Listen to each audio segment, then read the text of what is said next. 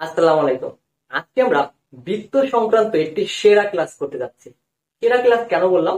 কারণ হচ্ছে তোমরা যদি এই ভিডিওটা দেখো, অবশ্যই আমি গ্যারান্টি দিয়ে বলতে পারি তোমাদের বৃত্ত সম্পর্কে আর কোনো সমস্যা থাকবে না। তো চলো শুরু করি আমরা এই বৃত্তের ক্লাসটি। বৃত্ত ক্লাসটি প্রথমে যদি শুরু করতে যাই, তাহলে শুরু করব বৃত্ত কাকে বলে দিয়ে। বৃত্ত কাকে বলে? একটা নির্দিষ্ট বা একটা স্থির বিন্দুকে কল্পনা করো। এই স্থির বিন্দুটাকে নাম দিলাম হচ্ছে ও। এটা আমাদের স্থির বিন্দু। আরেকটা বিন্দু চিন্তা করি যেটা হচ্ছে চলমান, যেটা চলে। ঠিক আছে?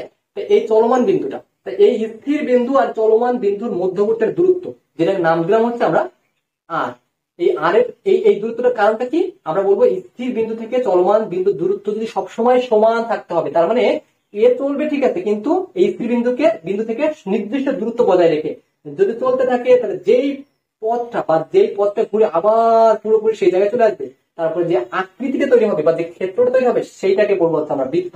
তাহলে আবার প্রথম থেকে বলি, একটা স্থির বিন্দুর সাপেক্ষে একটা চলমান বিন্দু যদি নির্দিষ্ট দূরত্ব বজায় রেখে একটি ক্ষেত্র তৈরি করে, সেই ক্ষেত্র বা যে আকৃতি তৈরি করে সেই আকৃতিকে বলবো হচ্ছে আমরা বৃত্ত। এখন তাহলে প্রথমে বুঝলাম আমরা বৃত্ত। বৃত্তের ইংরেজি নামটা হচ্ছে কি সবাই জানো? বৃত্ত হচ্ছে আমাদের কি? সার্কেল। সার্কেল আমরা বৃত্ত বললাম। এখন কথা হচ্ছে যে এই স্থির বিন্দুটাকে নাম দিলাম হচ্ছে ও। এখন এই স্থির বিন্দুকে বলে হচ্ছে বৃত্তের কেন্দ্র। বৃত্তের কেন্দ্র ও হচ্ছে তাহলে আমাদের বৃত্তের কেন্দ্র, যেটা ইংরেজিতে বলা হয় সেন্টার। তাহলে আমাদের বৃত্তের কেন্দ্র সম্পর্কে জানলাম। এবং এই যে নির্দিষ্ট দূরত্বটা সেই দূরত্বটাকে আমরা বলি বৃত্তের ব্যাসার্ধ। ব্যাসার্ধ এইটা হচ্ছে আমাদের বৃত্তের ব্যাসার্ধ, যেটাকে আমরা আর দ্বারা বা এর ইংরেজি শব্দ হচ্ছে রেডিয়াস। রেডিয়াস যেটাকে আমরা আর দ্বারা প্রকাশ করে থাকি, যেটা হচ্ছে আমাদের আর দ্বারা প্রকাশ করি, ছোট হাতের আর দ্বারা। তাহলে এই বৃত্তের রেডিয়াস বা বৃত্তের ব্যাসার্ধ সম্পর্কে জানলাম, বৃত্তের কেন্দ্র সম্পর্কে জানলাম। আর একটা কথা হচ্ছে, দেখো এই যে বিন্দুটা, এই চলমান বিন্দুটা চলতে চলতে চলতে যেই পথটা অতিক্রম করবে, যেই পথটা, এই পথটার একটা নাম আছে, যে কোন পথে সে আসছে সেই পথটার নামটা কি? সেই পথটার নাম হচ্ছে, পুরো পথটাকে বলা হয় সঞ্চার পথ। এটাকে বলা হয় সঞ্চার পথ। এইটাকে ইংরেজিতে বলা হয় লোকাস। লোকাস, ঠিক আছে? তাহলে যে পথটা সে অতিক্রম করলো সেটাকে বলতেছে আমরা সঞ্চার পথ বা হচ্ছে লোকাস। এইবার চলে আসছে পরিধির কাছে। কারণ কি, দেখো এই যে পথটা, এই পথটার নাম তো জানলাম হচ্ছে আমরা সঞ্চার পথ, কিন্তু এই পথটাতে দূরত্ব যদি 100 মিটার হয়, তাহলে 100 মিটার এই পথটাকে আমরা কি বলি? সেই 100 মিটারটা হচ্ছে বৃত্তের পরিধি। দেখো এই পরিধি বা ইংরেজিতে বলা হয় এটা সারকামফারেন্স। দেখো আমরা বলি সারকামফারেন্স।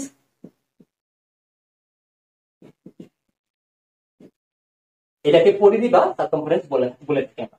এই পরিধিটা কি? সঞ্চার পথ আর পরিধির সম্পর্কটা কি? আসলে দেখো, যে পথটা, ওই পথটার নাম হচ্ছে সঞ্চার পথ, কিন্তু ওই পথের যে মোট দূরত্ব, সেই দূরত্বটাকে বলি হচ্ছে আমরা পরিধি। তার মানে যদি এই সঞ্চার পথের দৈর্ঘ্যটা যদি আমাদের বা দূরত্বটা যদি 100 মিটার হয়, তাহলে 100 মিটার হচ্ছে কি?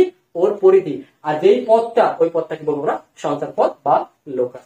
এখন এই যে এই পরিধির সাথে এই বৃত্তের ব্যাসার্ধের সম্পর্ক আছে। একটা বৃত্তের ব্যাসার্ধ তো জানলাম, তাহলে দেখো এই বৃত্তের ব্যাসার্ধ এই বৃত্তের কেন্দ্র দিয়ে যায়, বৃত্তের কেন্দ্র বলি, বৃত্তের কেন্দ্র দিয়ে যায় এরকম একটা সরলরেখা যেন টানি, এইটাকে বলি হচ্ছে আমরা বৃত্তের ব্যাস। এটাকে বলি বৃত্তের ব্যাস, বা এটা ইংরেজিতে বলা হয় ডায়ামিটার। দেখো এটাকে আমরা ডায়ামিটার বা ব্যাস বলে থাকি। আর এটাকে যেহেতু ডায়ামিটারের ডি দ্বারা প্রকাশ করে থাকি। এই যে ডি, এই ডির সাথে কিন্তু আমাদের এই যে আমাদের ব্যাসার্ধের সম্পর্ক আছে। কারণ কি, দেখো এই বৃত্তের যেহেতু কেন্দ্রতে গেছে, তাহলে এই কেন্দ্র থেকে এই বিন্দু, এটা ধরো এ দিলাম, এটা দিলাম বি, তাহলে এই ডি ও থেকে এর দূরত্ব হচ্ছে কি আর। আবার আমরা জানি কি, বৃত্তের কেন্দ্র থেকে এই পরিধির এই যে জায়গাটা দূরত্ব কিন্তু সবসময় সমান থাকে, তাহলে এটাও কি আর। তাহলে এইখান থেকে এ বি এর দৈর্ঘ্যটা কত? এ বি হচ্ছে আমাদের সেই ডায়ামিটার ডি। আর যেটা সমান সমান দৈর্ঘ্যটা কত? এ আর। আর এই আর মানে কি? 2r। তাহলে এই বৃত্তের যে ব্যাসটা, সেই বৃত্তের ব্যাসটা হবে কি? অবশ্যই 2 গুণ বৃত্তের ব্যাসার্ধ। বা এইবার আসো, এই পরিধি বা এই যে বৃত্তের ব্যাস আর এই বৃত্তের পরিধির ভিতরে কি সম্পর্ক? বৃত্তের পরিধি আর বৃত্তের ব্যাসের ভিতরে এমন সুন্দর একটা সম্পর্ক আছে, যেই সম্পর্কটা দেখে ম্যাথমেটিশিয়ানরা জাস্ট অবাক হয়ে গেছিল। পরবর্তীতে তারা নতুন একটা ধ্রুবকের নামকরণ করে দিয়েছিল, যেটাকে বলি আমরা পাই। পায়ের এত মজার মজার ইন্টারেস্টিং ফ্যাক্ট আছে, এই পাই সম্পর্কে আমি আলাদা একটা ভিডিওই বানাবো, যে ভিডিওতে পায়ের ইতিহাস, পাই সম্পর্কে বিভিন্ন বিজ্ঞানীদের কি কি ধারণা, সবগুলো কিছু একসাথে বলবো। তো দেখো এই পায়ের তোমার হচ্ছে বৃত্তের ব্যাস আর বৃত্তের পরিধির কি সম্পর্ক? যখন বৃত্ত এরকম তৈরি করা হলো প্রাচীন যুগে, তখন দেখা যাচ্ছে কি, যে প্রত্যেক ক্ষেত্রে যখন পরিধি মানে এই পরিধিটাকে মাপার পরে দেখলো ব্যাসটাকে মাপার পরে প্রত্যেক ক্ষেত্রে 2 পাই আর পরিধিকে যখনই আমরা ব্যাস দ্বারা মাপছি, 2r দ্বারা মাপছি, তখন এই যে এদের মানটা, মনে করো সাপোজ তুমি তো এখানে পাই তো আমরা পরবর্তীতে ইউজ করা শিখছি, বাট এই যে মানটা, এই পরিধি ধরো 22 মিটার, পরিধি ধরো 22 মিটার, আর বৃত্তের তখন দেখা যাচ্ছে কি হিসাব করে এটা হচ্ছে বৃত্তের যে ব্যাসটা সেটা হচ্ছে 7 মিটার। তার মানে প্রত্যেক ক্ষেত্রে এমন একটা ভ্যালু আসতেছে যে পরিধিকে ব্যাস দ্বারা ভাগ করলে প্রত্যেক ক্ষেত্রে এরকম ভ্যালু 3.1416 টাইপ একটা। যে কোনো বৃত্ত নিচ্ছে, বৃত্তের পরিধিটাকে তারা মাপছে এবং সে ব্যাসটাকে মাপছে, মাপার পরে যদি পরিধিকে ব্যাস দ্বারা ভাগ করে দেখে প্রত্যেক ক্ষেত্রে একটা নির্দিষ্ট ভ্যালু আসছে, সেই নির্দিষ্ট ভ্যালুটাকে নাম দিল হচ্ছে কি পাই। এই জন্য বলি বৃত্তের আমরা বলি কি, দেখো এটাকে আমরা এইভাবে লিখতে পারি যে বৃত্তের পরিধিকে আমরা আছে ধরো যে বৃত্তের পরিধি সি দ্বারা প্রকাশ করি আমরা, আর বৃত্তের ব্যাসটাকে আমরা ডি দ্বারা প্রকাশ করি। এইটা প্রত্যেকটা বার এদের ভাগফলটা হচ্ছে কত, এই 3.1416 বা পায়ের সমান। সেই থেকে আসলে কি আমরা বলি যে সি সমান সমান যদি এটা 2r তাহলে কি 2 পাই r বা পরিধি সমান 2 পাই r। দেখো এইবার আমরা বৃত্তের জ্যা সম্পর্কে জানবো। বৃত্তের জ্যাটা কি, এই দেখো বৃত্তের কেন্দ্র ছিল এটা আমাদের। আর একটা বৃত্তের নামকরণটা আগে আমরা করে নিই। বৃত্তের নামকরণটা কি করে, সাপোজ এ বি সি, এখানে একটা বৃত্ত সংখ্যাপত্তি নামকরণ করলাম, তাহলে আমরা বলবো কি ও কেন্দ্র বিশিষ্ট এ বি সি একটা বৃত্ত, বা আমরা শুধু ধরো এ বি লিখলাম তাহলে বলতে পারি ও কেন্দ্র বিশিষ্ট এ বি একটা বৃত্ত, বা আমরা ধরো সি ডি নিলাম তাহলে কি ও কেন্দ্র বিশিষ্ট এ বি সি ডি একটা বৃত্ত। এইভাবে কিন্তু আমরা বৃত্তের নামকরণটা করতে পারি। ধরো সাপোজ আমরা এখন কি করলাম যে এই যে এ বি সি একটা বৃত্ত, সেই বৃত্তের এখন এই বি একটা সি একটা বিন্দু নিলাম পরিধির উপরে, আর বি একটা বিন্দু নিলাম, নেওয়ার পরে এই বিন্দুটাকে যখন যোগ করলাম, এই যোগ করা এই যে বিসি, এই বিসি সরলরেখাটাকে বলি হচ্ছে আমরা যে বৃত্তের একটা জ্যা, যেটা ইংরেজিতে বলা হয় কর্ড। আর প্রত্যেকটা ইংরেজি শব্দ জেনে নেবার সাথে সাথে আমাদের বৃত্তের জ্যা বা বৃত্তের কর্ড বলে থাকি আমরা। তাহলে এই বৃত্তের জ্যা হচ্ছে বিসি একটা বৃত্তের জ্যা। তাহলে আমাদের কিন্তু এখানে সাপোজ আরো একটা বৃত্তের জ্যা নিই আমরা, ধরো সাপোজ এখানে এ ডি নিলাম, এ ডি, এই দেখো এ আর ডি, এই দুটা বিন্দু সরলরেখাটা আমরা বলবো হচ্ছে একটা জ্যা। এই দেখো এ ডি একটা জ্যা। তারপর দেখো এরকম একটা জ্যা হতে পারে, এখানে ধরো ই এফ আমরা একটা জ্যা নিলাম, ই এফ একটা জ্যা। এরকম তো অসংখ্য জ্যা কিন্তু বৃত্তের অঙ্কন করা সম্ভব। এখন যাই হোক না কেন, এই বৃত্তের জ্যা সম্পর্কে আরো একটা ধারণা আমরা নিয়ে নিই। সেটা হচ্ছে কি, দেখো এই বৃত্তের জ্যাটা কিন্তু এই বৃত্তটাকে দুইটা ভাগে ভাগ করছে। দেখো এই একটা ভাগ আর আমাদের উপরে একটা ভাগ। এই যে নিচের যে ভাগটা, এই যে এইগুলোকে বলা হয় সেগমেন্ট। এটা হচ্ছে আমাদের একটা সেগমেন্ট। আবার দেখো এই পাশে একটাও কিন্তু এটাও কিন্তু একটা সেগমেন্ট। এই সেগমেন্ট আর এই সেগমেন্ট দুইটা আলাদা আলাদা সেগমেন্ট। এখন এটা তো ছোট, ছোট যে সেগমেন্টটা সেটাকে বলবো আমরা, যে ছোটটাকে বলেছে মাইনর সেগমেন্ট। আর যে বড় যে আমাদের সেগমেন্টটা ওইটাকে বলে হচ্ছে আমরা, যেটা বড় থাকবে সেটাকে বলবো আমরা মেজর সেগমেন্ট। দেখো এইটা হচ্ছে আমাদের ছোট্ট যে সেগমেন্টটা সেটাকে বলবো আমরা মাইনর সেগমেন্ট। এটা হচ্ছে আমাদের যেহেতু বড় তাহলে এটাকে বলবো মেজর সেগমেন্ট। এই গেল আমাদের বৃত্তের জ্যা সম্পর্কিত ধারণা বা বৃত্তের জ্যা সম্পর্কিত তথ্য। আচ্ছা দেখো এই বৃত্তের জ্যার সাথে আবার ব্যাসের একটা সম্পর্ক আছে। দেখো আমরা বললাম যে বৃত্তের পরিধির উপর যেকোনো দুইটা বিন্দুকে যদি সরলরেখিকভাবে যোগ করি তাহলে সেটা থেকে বৃত্তের জ্যা পাওয়া যায়। দেখো আমরা এখানে একটা বিন্দু নিলাম আর এখানে একটা বিন্দু নিলাম, এবারে দুটাকে যোগ করলাম, যোগ করার পরে দেখলাম কি যে দেখো তো এটা একটু আগে শিখছিলাম না, বৃত্তের কেন্দ্র দিয়ে যেটা যাবে যে 2r, এই যে এটা আর 2r হচ্ছে কি আমাদের বৃত্তের ব্যাস। এখন সেই বৃত্তের ব্যাস হয়ে গেল না, কিন্তু এটা কিন্তু একটা জ্যাও, কারণ জ্যার সংজ্ঞাটা ছিল কি বৃত্তের পরিধির দুই পাশে দুইটা বিন্দু থেকে দুইটা বিন্দু যোগ করলে যেই রেখাটা পাওয়া যায় সেটাকে বলে বৃত্তের জ্যা। তাহলে এটা কিন্তু একটা বৃত্তের জ্যা, আবার সাথে সাথে এটাকে কিন্তু আমরা বৃত্তের ব্যাসও বলতে পারি। তাহলে আমরা দেখো এই একটা বৃত্তের ব্যাস, এটা জ্যা, আবার দেখো এখানে একটা বৃত্তের ব্যাস আঁকালাম, এটাও কিন্তু একটা জ্যা, এটাও একটা বৃত্তের ব্যাস, এটাও কিন্তু একটা জ্যা। তাহলে প্রত্যেকটা ব্যাসই কিন্তু একটা কি জ্যা। আর এই যে জ্যাটা, এই জ্যাটা কি বৃত্তের ব্যাস না, এটা কিন্তু শুধুমাত্র জ্যা, কিন্তু এইটা কিন্তু জ্যাও এবং ব্যাসও। এই জন্য আমরা বলে থাকি যে প্রত্যেকটা ব্যাস অবশ্যই জ্যা। সকল ব্যাসই জ্যা, বাট সকল জ্যা কিন্তু ব্যাস না। কারণ দেখো এইটা জ্যা আবার ব্যাসও, কিন্তু এই জ্যাটা কিন্তু ব্যাস না। তো প্রত্যেকটা জ্যা কিন্তু ব্যাস হবে না, কিন্তু জ্যা যদি সে ব্যাস হয় তাহলে অবশ্যই কিন্তু সে জ্যা হয়ে থাকবে। এই জন্য বলা যায় যে সকল ব্যাস বৃত্তের জ্যা, কিন্তু সকল জ্যা বৃত্তের ব্যাস নয়। আচ্ছা গেল এটা আমাদের তাহলে ব্যাস এবং জ্যার সম্পর্ক। এইবার আমরা যদি একটা জিনিস লক্ষ্য করি যে এরপরে যে জিনিসটা জানবো সেটা হচ্ছে আমরা দেখো চাপ সম্পর্কে জানবো, যে বৃত্ত চাপ কাকে বলে। বৃত্ত চাপটা দেখো এখান থেকে আমরা দেখি ও কেন্দ্র বিশিষ্ট বৃত্ত, সাপোজ এ একটা বিন্দু বি। এই যে দুইটা বিন্দু নিলাম পরিধির উপরে, এই দুইটা বিন্দু এই পুরো বৃত্তের পরিধি আছে না 2 পাই r, এই পরিধির কিন্তু একটা নির্দিষ্ট অংশকে কিন্তু নির্দিষ্ট করে দিল। এই নির্দিষ্ট অংশটুকু বলবো হচ্ছে বৃত্তের, এইটাকে বলবো আমরা বৃত্ত চাপ। এখন এই বৃত্তের চাপ এই যে এইটা কিন্তু আমাদের দেখো এ বি একটা বৃত্তের চাপ তৈরি করলো, এই দিকে একটা চাপ তৈরি করলো, আবার দেখো এইটাও কিন্তু এই পাশে কিন্তু একটা চাপ তৈরি করছে না আমাদের। তাহলে আমরা একটু জাস্ট আলাদা আলাদা করে দিই। দেখো এইটাও এটাও বি, এটা হচ্ছে এ।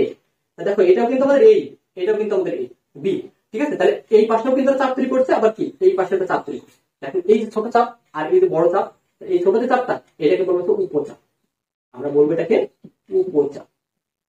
চাপকে আমরা ইংরেজিতে আর্ক বলি, এর আর সে আর্ক বলে থাকে।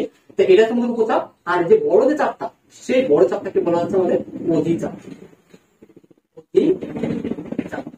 তাহলে আচ্ছা, আমাদের এই যে বৃত্তের দুইটা পরিধি দুইটা বিন্দু নিলে একটা চাপ তৈরি হয়, সেই চাপটা যদি ছোট হয় তাহলে অবশ্যই সেটাকে বলবো হচ্ছে উপচাপ, আর যদি বড় চাপ হয় তাহলে সেটাকে বলবো হচ্ছে আমরা অধিচাপ। আচ্ছা, এই চাপের ধারণা থেকে আমরা এখন জানবো যে বৃত্তস্থ কোণ এবং কেন্দ্রস্থ কোণ সম্পর্কে ধারণা নেব। এখন দেখো এই বৃত্তের এই চাপটা, এই যে একটা চাপ, এটা হচ্ছে উপচাপ। এই উপচাপটা দেখো তো যদি কেন্দ্রের সাথে যোগ করি তাহলে কেন্দ্রে একটা কোণ উৎপন্ন করলো। এই যে বৃত্তের কেন্দ্রে একটা কোণ তৈরি করছে। এই যে বৃত্তের কেন্দ্রে যেহেতু কোণ তৈরি করছে তাহলে এটাকে বলবো আমরা কেন্দ্রস্থ কোণ। কেন্দ্রস্থ কোণ বা এটাকে ইংরেজিতে বলা হয় সেন্ট্রাল অ্যাঙ্গেল। Central angle. এটাকে আমাদের বৃত্তের চাপ কেন্দ্রের সাথে যে কোণ উৎপন্ন করে সেটাকে আমরা বলবো কেন্দ্রস্থ কোণ বা সেন্ট্রাল অ্যাঙ্গেল। আরেকটা সংজ্ঞা দেখো, আমরা দেখবো এবার বৃত্তস্থ কোণটা কি। বৃত্তস্থ কোণটা হচ্ছে কি, বৃত্তের চাপটা এই যে বৃত্তের পরিধির উপরে একটা কোণ উৎপন্ন করে না, এই বৃত্তের পরিধির উপরে কিন্তু যে কোনো জায়গায় হতে পারে, সেটা এখানে হইলো আবার এখানেও কিন্তু হতে পারতো। তো যেখানে হোক না কেন আমরা ধরো এটা নাম দিলাম সি, তাহলে এ সি বি, এই যে কোণটা কোণ এ সি বি, এই এর স্পেশালিটি কি, এটা হচ্ছে বৃত্তের পরিধির উপর তৈরিকৃত কোণ। তাহলে এইটাকে বলা হচ্ছে বৃত্তস্থ কোণ। দেখো এটাকে বলা হচ্ছে কি বৃত্তস্থ কোণ। এই বৃত্তস্থ কোণকে ইংরেজি বলে ইনস্ক্রিপ্ট কোণ, ইনস্ক্রিপ্ট কোণ, যেটাকে বলা হয় বৃত্তস্থ কোণ। দেখো তাহলে আমাদের কেন্দ্রস্থ কোণ কি, বৃত্তের চাপ কেন্দ্রের সাথে যে কোণ উৎপন্ন করে সেটা হচ্ছে কেন্দ্রস্থ কোণ। আর বৃত্তের চাপ বৃত্তের পরিধির উপরে যে কোণ উৎপন্ন করে সেটাকে বলবো হচ্ছে আমরা বৃত্তস্থ কোণ। ধরো এটাকে নাম দিলাম থিটা, এর নাম বিটা। এই থিটা কোণটা হচ্ছে আমাদের বৃত্তস্থ কোণ, আর বিটা কোণটা হচ্ছে আমাদের কেন্দ্রস্থ কোণ। আর এই কেন্দ্রস্থ কোণ বৃত্তস্থ কোণের ভিতরে বিশাল সুন্দর একটা সম্পর্ক আছে। সম্পর্কটা কি, যে এই যে বৃত্তস্থ কোণটা এই কেন্দ্রস্থ কোণের অর্ধেক। তাহলে আমরা বলতে theta equal to half beta. তার মানে এইটা যদি আমাদের দেখো এই বিটা যদি 60 ডিগ্রি হয় তাহলে এটা হবে অবশ্যই 30 ডিগ্রি।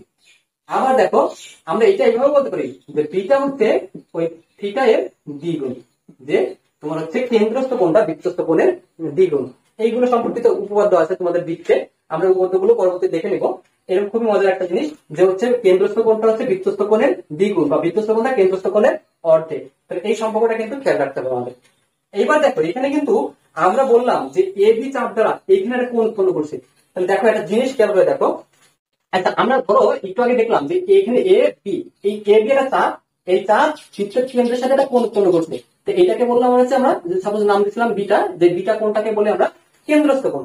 কিন্তু কথা হচ্ছে কি দেখো, এই পাশের এইটাও তো একটা চাপ, এই চাপটা যদি বলি তাহলে এই চাপটাও কি কেন্দ্রের সাথে কোণ উৎপন্ন করছে। সেই চাপটার কোণটা কি হবে, জাস্ট এতটুকু। মানে এই যে বড় যে কোণটা সেটা কিন্তু আমাদের এই যে অধিচাপ দ্বারা, এটা হচ্ছে অধিচাপ, বড়টা অধিচাপ দ্বারা কেন্দ্রস্থ কোণ তৈরিকৃত।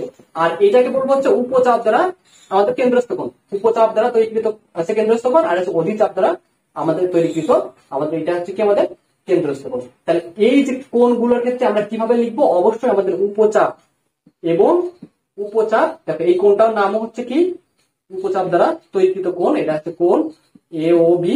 আবার দেখো এই কোণটা যখন লিখবো তখনও কিন্তু আমরা সেই কোণ এ ও বি লিখবো, বাট এটা কিন্তু আমরা লিখবো অধিচাপ দ্বারা তৈরিকৃত কেন্দ্রস্থ কোণ। এই উপচাপ দ্বারা যে বৃত্তে যে কোণ উৎপন্ন হয় এটাকে বলি কি আমরা বৃত্তস্থ কোণ। আর এই বৃত্তস্থ কোণটা একটা স্পেশালিটি আছে, সেটা কিন্তু অবশ্যই দেখবা সবসময়ের ক্ষেত্রে সূক্ষ্ম কোণ হয়। এটা হচ্ছে অবশ্যই কি হবে, সূক্ষ্ম কোণ বা 90 ডিগ্রি থেকে ছোট হবে। যদি এটা উপচাপ দ্বারা তৈরিকৃত আমাদের হচ্ছে বৃত্তস্থ কোণ হয় তাহলে সেটা অবশ্যই সূক্ষ্ম কোণ হবে। আর যেমন অধিচাপ চিন্তা করি, অধিচাপ বলতে বাইরের অংশ দ্বারা যদি আমাদের এই যে বৃত্তের কেন্দ্রে যেটা কোণ উৎপন্ন হয়েছে, এই বৃত্তের উপরে যে কোণ উৎপন্ন হয়েছে এই কোণটা যদি আমরা হিসাব করে দেখি, এই কোণটা অবশ্যই যেটা হবে সেটা হচ্ছে কিন্তু আমাদের স্থূল কোণ হবে।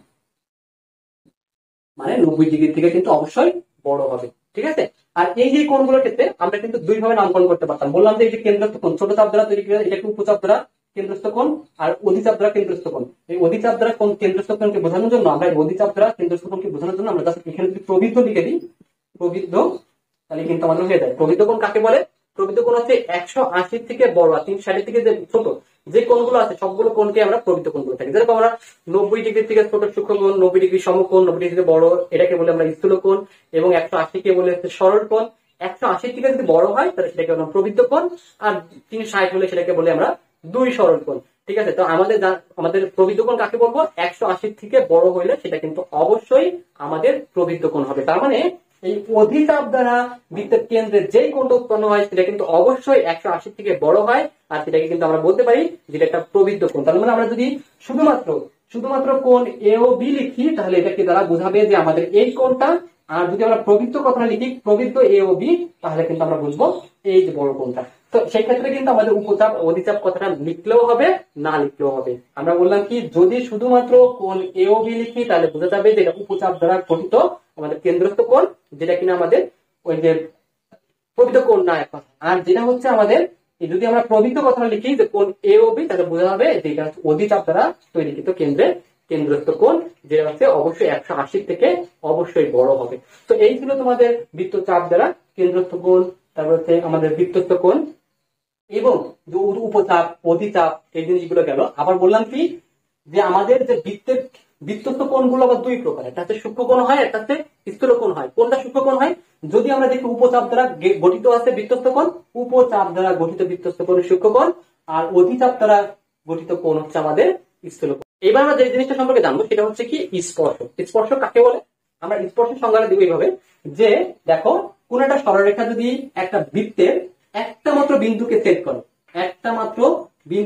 করে তাহলে সেটাকে বলবো হচ্ছে আমরা একটা বৃত্তের স্পর্শ। ধরো সাপোজ নাম দিলাম এটা হচ্ছে কে এল, তাহলে কে এল হচ্ছে আমাদের এই বৃত্তকে একটা মাত্র বিন্দু, ধরো নাম দিলাম এন, এন বিন্দুকে ছেদ করছে।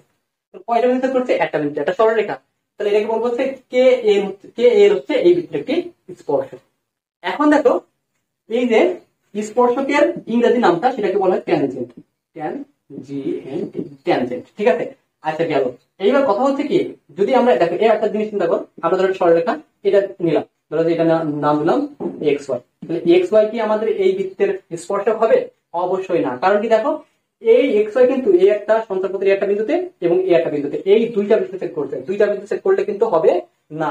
আচ্ছা এইটা কি স্পর্শ হবে? না, এটাও হবে না। কারণ কি, একটা বিন্দু সেট করে না। যদি মাত্র কেবলমাত্র একটা বিন্দু সেট করে অবশ্যই সেই ক্ষেত্রে শুধু আমাদের ওইটাকে আমরা বৃত্তের স্পর্শ বলে থাকবো। তাহলে স্পর্শ সম্পর্কে আই থিঙ্ক তোমাদের ধারণাটা ক্লিয়ার হয়ে গেছে। দেখো এইবার আমরা বৃত্ত কলা সম্পর্কে ধারণা নিব, আর বৃত্ত কলা সম্পর্কে ধারণা নেওয়ার আগে অবশ্যই আমাদের বৃত্তের ক্ষেত্রফল সম্পর্কে একটা ধারণা থাকা লাগবে। বৃত্তের ক্ষেত্রফল কিভাবে বের করা যায় বা বৃত্তের ক্ষেত্রফল জিনিসটা অ্যাকচুয়ালি কি সেই জিনিসটা জানবো। চলো, বৃত্তের ক্ষেত্রফল হচ্ছে কি, দেখো এই যে বৃত্ত, এই বৃত্তটা বলছিলাম সঞ্চারপথটা ঘুরে পুরো পথটা ঘুরে যে আমাদের আকৃতিটা তৈরি করে, সেই আকৃতিটা হচ্ছে কিন্তু আমাদের বৃত্ত। এখন কথা হচ্ছে যে এই বৃত্তের সম্পূর্ণ যতটুকু এরিয়া, যতটুকু ক্ষেত্র দখল করছে, এই পুরো ক্ষেত্রটাকে বলি কিন্তু বৃত্তের ক্ষেত্রফল। আর এটা কিন্তু অবশ্যই 2 ডাইমেনশনাল, ঠিক আছে, এটা কিন্তু 3D না, অবশ্যই কিন্তু 2 ডাইমেনশনাল। ঠিক আছে, তাহলে এইটা হচ্ছে আমাদের এই বৃত্তের ক্ষেত্র। এই ক্ষেত্রের ক্ষেত্রফলটা কিভাবে বের করতে পারি আমরা? ধরো সাপোজ এইটা হচ্ছে এই দুটোকে আমরা জানি আর বৃত্তের পরিধি যেটা সেটাকে পরিধিকে আমরা জানি কি, বৃত্তের পরিধি হচ্ছে এটাকে আমরা পরিধিকে সি দ্বারা প্রকাশ করি, আর সি সমান 2 পাই আর, এটাও কিন্তু আমরা জানি। এখন এই বৃত্তের ক্ষেত্রফল নির্ণয়ের যে এটা ছিল আমাদের যে কনসেপ্টটা ছিল সেটা দেখো, যে বৃত্তকে তুমি অনেকগুলো ছোট ভাগে ভাগ করো, এরকম ছোট ছোট ভাগে ভাগ করো যাতে করে তোমাদের এইখান থেকে এখানকার দূরত্বটা অবশ্যই একটু সরল রেখা টাইপের, এরকম অনেকগুলো কোটি কোটি সেক্টরে ভাগ করো, ছোট ছোট আছে অংশে ভাগ করো। ভাগ করলে দেখো তুমি নাম দিলে A B C D E, ঠিক আছে, বা এই অংশটা প্রথম অংশটাকে 1 2 3 4 এরকম ভাবে অনেকগুলো ভাগে তুমি পুরোটা ভাগ করছো। ভাগ করার পর এই ছোট যে অংশটা, এই ছোট অংশটা তুমি এভাবে লিখবে, এটা হচ্ছে আমাদের এই বৃত্তের ছোট অংশ, এটা হচ্ছে আমাদের 1 নম্বর।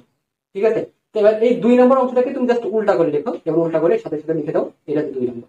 তারপরে 3 নম্বরটাও ঠিক তাই, তুমি একটু এইভাবে লেখো। আমি দেখো এই জিনিসটা কিন্তু কার্ভ হইতেছে না, এই কার্ভ হইতেছে না কারণটা কি?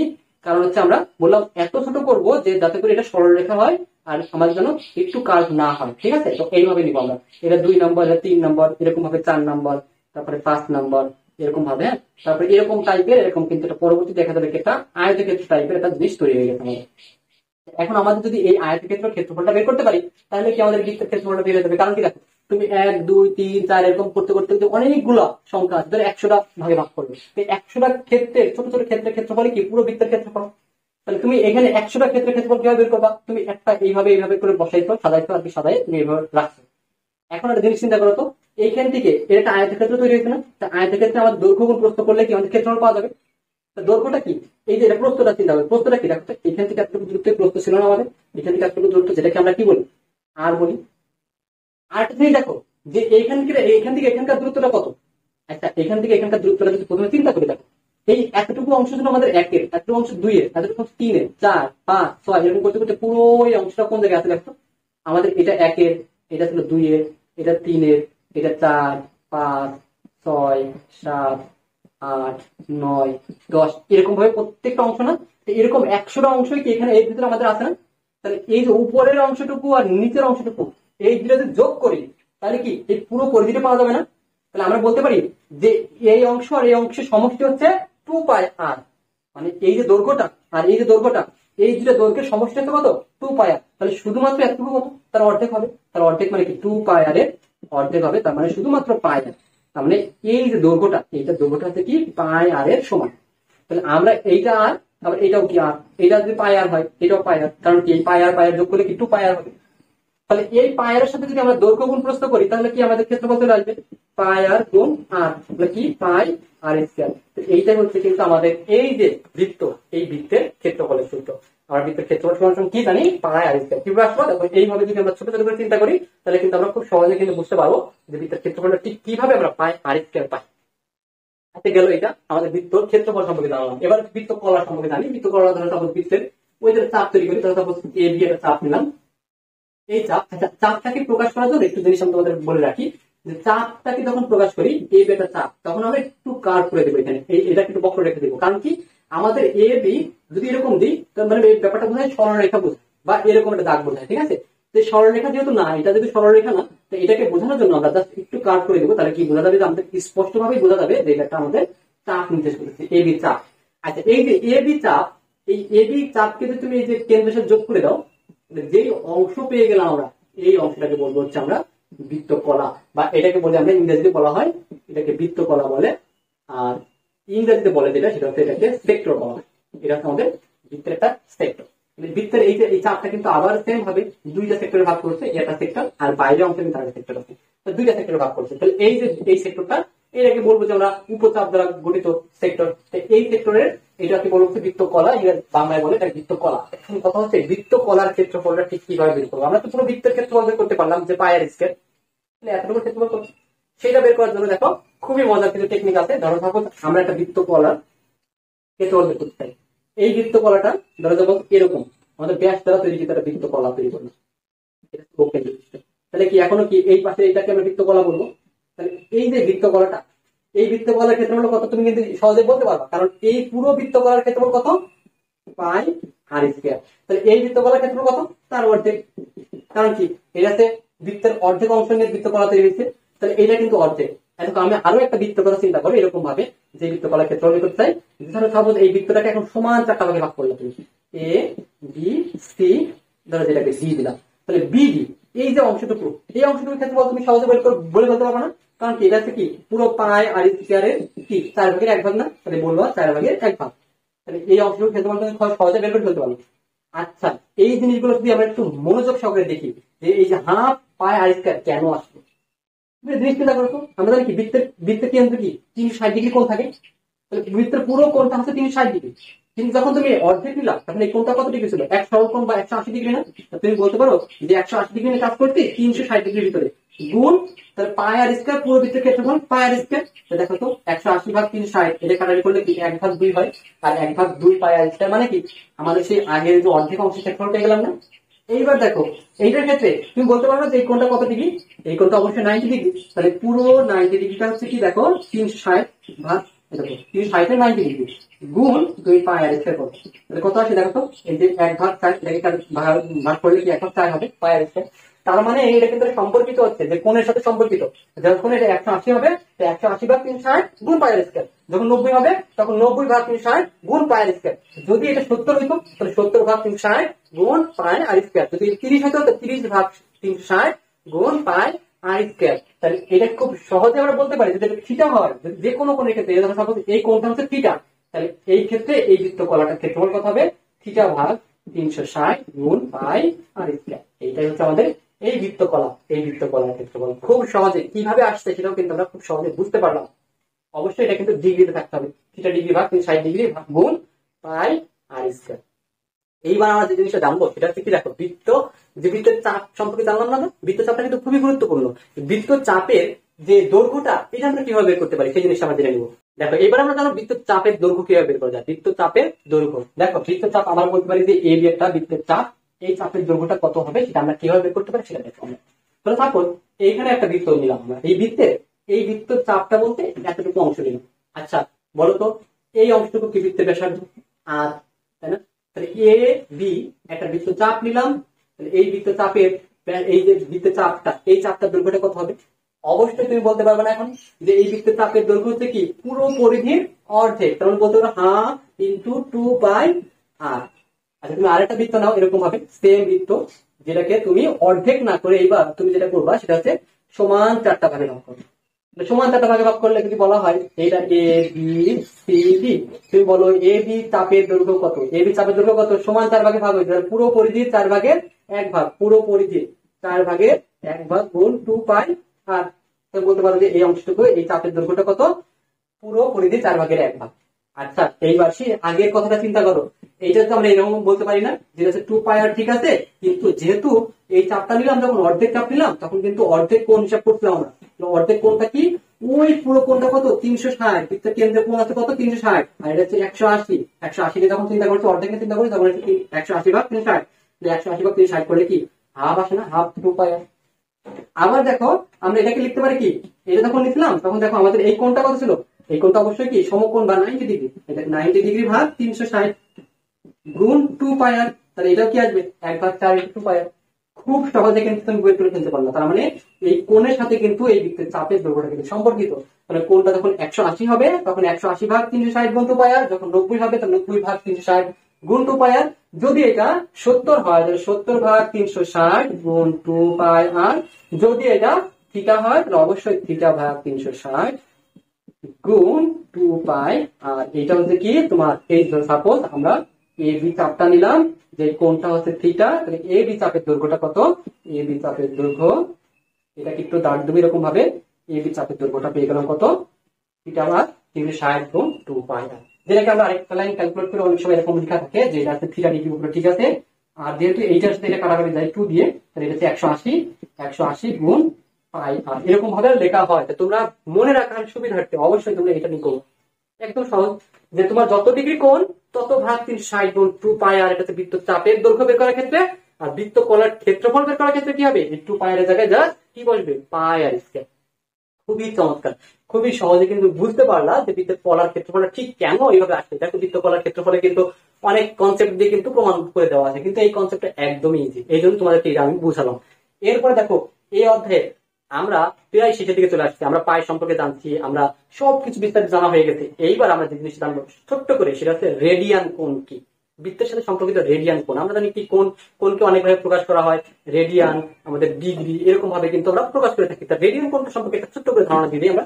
রেডিয়ান কোণটা কি, মনে রাখো একটা বৃত্ত চিন্তা করো, এই যে আমাদের বৃত্তটা, এই বৃত্তের ব্যাসার্ধ আছে, এই ব্যাসার্ধটা ধরলাম আর। এখন এই ব্যাসার্ধের সমান দৈর্ঘ্য, ব্যাসার্ধ হচ্ছে 5 মিটার, তাহলে এই 5 মিটার দৈর্ঘ্য নিয়ে একটা আমরা হচ্ছে চাপ তৈরি করবো। তাহলে এটা হচ্ছে এ, এটা হচ্ছে বি, এই যে এটা যে আর হয়, তাহলে এই যে বৃত্তের ব্যাসের মানে যে তোমার বৃত্তের চাপের দৈর্ঘ্যটা কত হবে, আরই হবে। এই ব্যাসার্ধের সমান চাপ বৃত্তের কেন্দ্রে যেই কোণ উৎপন্ন করবে সেই কোণটাকে বলবো আমরা রেডিয়ান। এটা হচ্ছে কি আমাদের রেডিয়ান কোণ। তাহলে এইটাকে বলা হচ্ছে আমাদের, এই যে কোণটা, এই যে কোণটাকে বলা হচ্ছে 1 রেডিয়ান। এটা হচ্ছে আমাদের অবশ্যই কত রেডিয়ান, 1 রেডিয়ান। 1 রেডিয়ান কি দ্বারা প্রকাশ হয় এটাকে, যে সার্কুলার সিস্টেম, সার্কেল সিস্টেম, তাহলে হচ্ছে এর ওয়ান সি, তার মানে কি 1 রেডিয়ান বোঝায়। 1 রেডিয়ান কি? 1 রেডিয়ান হচ্ছে বৃত্তের ব্যাসার্ধের সমান চাপ নিয়ে বৃত্তের ব্যাসার্ধের সমান চাপ বৃত্তের কেন্দ্রে যে কোন উৎপন্ন করে সেটা হচ্ছে কি, সেই কোণকে 1 রেডিয়ান কোণ বলা হয়। হিসাব করে দেখা গেছে যে 1 রেডিয়ান কোণ এটাকে যদি ডিগ্রিতে কনভার্ট করি তাহলে 1 সি সমান 57.34 এরকম টাইপের একটা মান আসে। এত ডিগ্রি একটা ভ্যালু আসে। 1 রেডিয়ান সমান 57 সামথিং একটা ভ্যালু আসে। তার মানে রেডিয়ান কোণটা কিন্তু অনেক বেশি। আর যদি আমরা এইভাবে বলি যে পাই রেডিয়ান সমান কত, 180 ডিগ্রি, এটা কিন্তু আমরা জানি যে পাই রেডিয়ান সমান 180 ডিগ্রি বা 3.1416 রেডিয়ান সমান আমাদের 180 ডিগ্রি হিসাব করে প্রায় পাওয়া যায়। এই ছিল তোমাদের বৃত্ত সম্পর্কিত সকল ধারণা। আই থিঙ্ক তোমাদের এই বৃত্ত সম্পর্কে আর কোনো সমস্যা থাকার কথা না। যদি এরপরও তোমাদের কাছে কোনো জায়গাতে তোমাদের সমস্যা মনে হয় বা কোনো জিনিসটা তোমরা বুঝতে না পেরে থাকো, অবশ্যই আমাদের কমেন্ট বক্সে জানাবা। এবং এরকম মজাদার আরো ভিডিও পেতে আমাদের চ্যানেলটাকে অবশ্যই সাবস্ক্রাইব করে রাখবা। ভালো লাগলে অবশ্যই একটা লাইক দিবা। ধন্যবাদ সবাইকে। আল্লাহ হাফেজ।